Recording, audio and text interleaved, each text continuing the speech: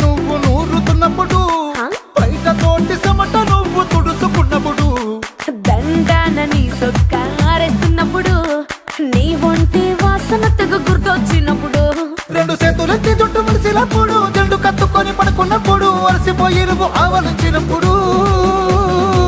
వచ్చుండై